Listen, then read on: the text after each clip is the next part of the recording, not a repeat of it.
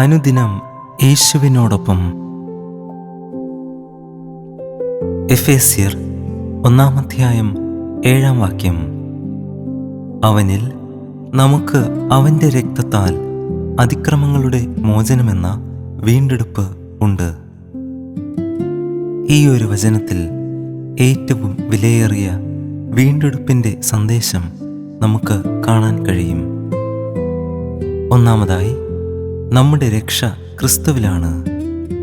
നമ്മുടെ രക്ഷ നമ്മുടെ കഴിവിലോ നല്ല പ്രവൃത്തികളിലോ മനുഷ്യരുടെ അംഗീകാരത്തിലോ അല്ല.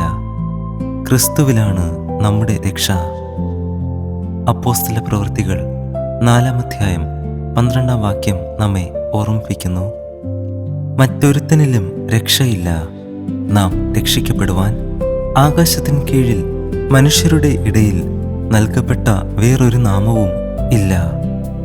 അതുകൊണ്ട് നമുക്ക് ഉറപ്പോടെ പറയാം, നമ്മുടെ പ്രത്യാശ നമ്മുടെ കഴിവിലല്ല, ക്രിസ്തുവിലാണ്.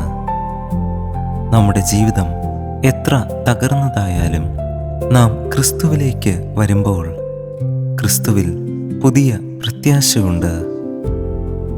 രണ്ടാമതായി, ഈ വചനം നമ്മെ ഓർമ്മിപ്പിക്കുന്നത് ക്രിസ്തുവിൻ്റെ രക്തമാണ് നമ്മുടെ വീണ്ടെടുപ്പിൻ്റെ വില. 1 പത്രോസ് 1:19 നമ്മെ ഇങ്ങനെ ഓർമ്മിപ്പിക്കുന്നു: ക്രിസ്തു എന്ന നിർദോഷവും നിഷ്കളങ്കവുമായ കുഞ്ഞാടിൻ്റെ വിലയേറിയ രക്തം കൊണ്ടത്രേ എന്നു നിങ്ങൾ അറിയുന്നുവല്ലോ. കർത്താവായ യേശു ക്രൂശിൽ തൻ്റെ ജീവൻ നമുക്ക് വേണ്ടി സമർപ്പിച്ചു. നമുക്ക് ലഭിക്കേണ്ടിയിരുന്ന ശിക്ഷ ക്രിസ്തു ഏറ്റെടുത്തു. നമ്മുടെ പാപത്തിൻ്റെ ഭാരം അവൻ വഹിച്ചു. അതുകൊണ്ടാണ് ക്രൂശ് ദൈവത്തിൻ്റെ സ്നേഹത്തിൻ്റെ ഏറ്റവും വലിയ അടയാളമായിരിക്കുന്നത്. റോമർ 5:8 നമ്മെ ഇങ്ങനെ ഓർമ്മിപ്പിക്കുന്നു: ക്രിസ്തുവോ നാം പാപികൾ ആയിരിക്കുമ്പോൾ തന്നെ നമുക്ക് വേണ്ടി മരിക്കയാൽ ദൈവം തനിക്ക് നമ്മോടുള്ള സ്നേഹത്തെ പ്രദർശിപ്പിക്കുന്നു. അതുകൊണ്ട് നാം ക്രൂശിലേക്ക് നോക്കുമ്പോൾ നാം കാണുന്നത് നമ്മുടെ പാപത്തിൻ്റെ വലിപ്പം മാത്രമല്ല, നമ്മുടെ വീണ്ടെടുപ്പിൻ്റെ വിലയായ ക്രിസ്തുവിൻ്റെ രക്തവും നമ്മോടുള്ള ദൈവത്തിൻ്റെ സ്നേഹത്തിൻ്റെ ആഴവുമാണ്. മൂന്നാമതായി, ഈ വചനം നമ്മെ പഠിപ്പിക്കുന്നത് ക്രിസ്തുവിലേക്ക് വരുമ്പോൾ അതിക്രമങ്ങളുടെ മോചനം എന്ന പാപത്തിൽ നിന്നുള്ള ക്ഷമയും വിടുതലും നാം പ്രാപിക്കുന്നു. പാപം മനുഷ്യനെ ദൈവത്തിൽ നിന്ന് അകറ്റുന്നു. എന്നാൽ ക്രിസ്തു യേശുവിൽ പാപമോചനം ഉണ്ട്. 1 യോഹന്നാൻ 1:7 നമ്മെ ഇങ്ങനെ ഓർമ്മിപ്പിക്കുന്നു: അവൻ്റെ പുത്രനായ യേശുവിൻ്റെ രക്തം സകല പാപവും പോക്കി നമ്മെ ശുദ്ധീകരിക്കുന്നു. നാം ചെയ്തുപോയ പാപം എത്ര വലുതാണെങ്കിലും ക്രിസ്തുവിലേക്ക് കടന്നു വരുമ്പോൾ ക്രിസ്തുവിൽ വീണ്ടെടുപ്പുണ്ട്, ക്രിസ്തുവിൽ പാപമോചനമുണ്ട്, ക്രിസ്തുവിൽ പുതിയ തുടക്കമുണ്ട്.